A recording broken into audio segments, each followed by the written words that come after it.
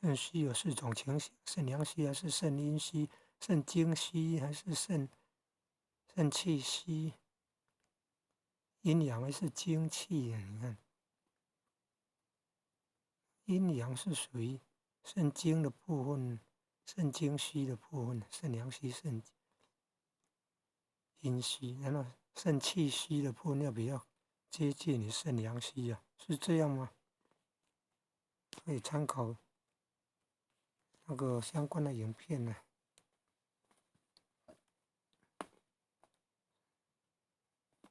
不能乱用啊。